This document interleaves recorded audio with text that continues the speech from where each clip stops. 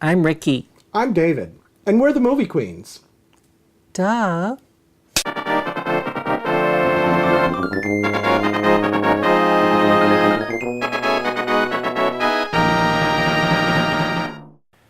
You've got to climb Mount Wretched to reach the valley of the Camp Movie.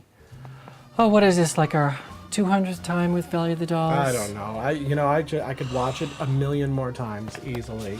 This was the greatest Christmas present that was ever given to us. What is it about gay men and camp? Well, first of all, let's go through the gay men's camp movie canon. The canon. The canon. Valley of the Valley of the Dolls. Definitely. Showgirls. Beyond the Valley of the Dolls. Yeah. Peyton Place. Whatever Happened to Baby Jane. Whatever Happened to Baby Jane. Imitation Definitely. of Life. Mommy Dearest. Of course. Of course. That tremendous performance by by Faye Dunaway. Let's go. Straight Jacket with Joan. Of course. There's so many. There are so many. Pretty much anything with Joan, Betty. Well, Betty depends, because Betty was an actress. Well, but still. I'll have you know. But she wasn't, she was an actress at the same time, creating her own persona. And whenever she was her own persona, that's where she got really wacky. So we know that gay men love camp movies. We can always, Airport 75 is another one. Karen like, I can't fly this plane. But what makes it camp? I mean, define camp. Define camp. What do you? What to you? It needs. It's a movie that needs to be done. It needs to be made in dead earnest, meaning that it has to come across with a certain amount of seriousness. You can't plan to make a camp movie.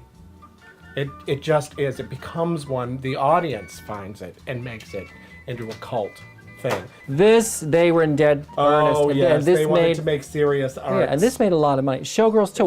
A ton of money. When I talked to Kyle MacLachlan, when I talked to Kyle. When you spoke to Kyle. And asked him, I said, now when you were shooting that pool sequence in Showgirls, where he's, just going to town, and she's like, like the girl in Jaws with him.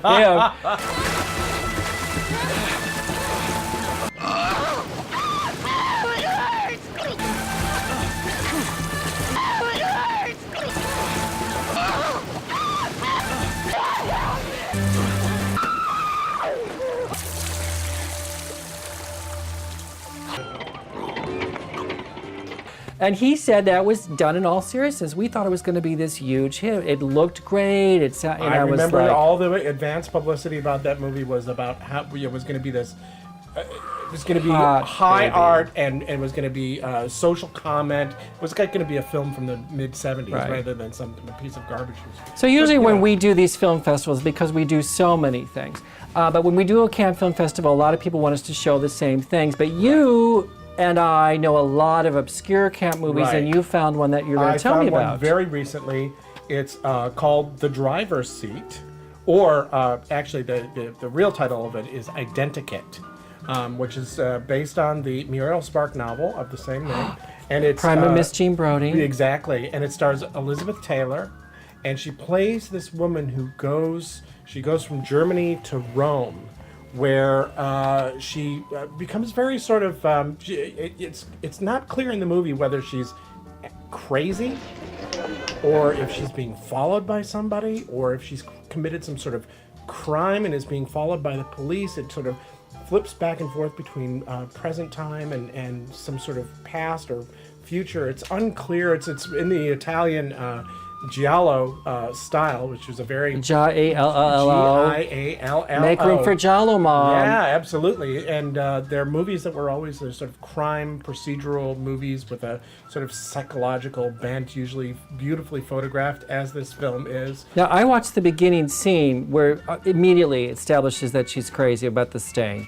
Right, about the stain on her goes dress. right to camp. But that stain, whether or not she could have a dress that stains becomes absolutely essential to understanding what the movie is ultimately about. Oh, yeah. It's a tremendous performance by Elizabeth Taylor and a great movie. And don't forget, the hot guy in there.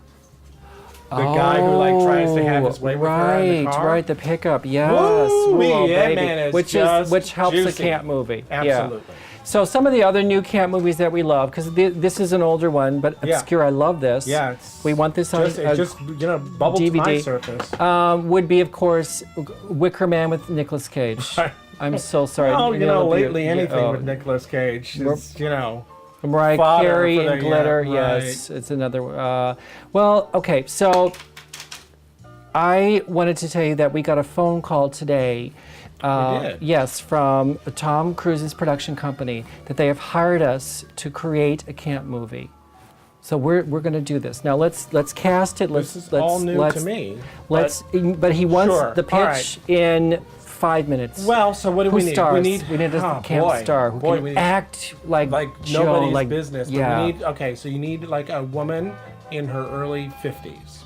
Who's Okay. a great actress. And a boozer on the But side. maybe a bit of a boozer on the side. Kathleen Turner. Kathleen Turner, of course, she would be perfect.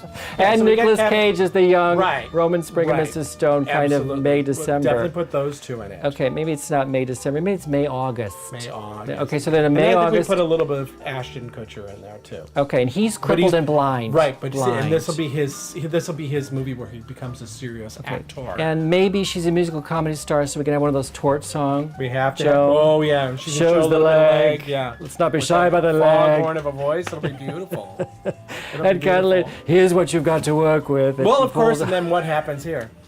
We're trying to create a camp movie. It's never going to succeed as a camp Oh, movie. well, then maybe we should go back to Mount Wretched Yeah. and watch Neely. Neely. What are you looking at? Oh, Neely, I need a doll. Those I beads. need a doll. I need a doll. I need a doll.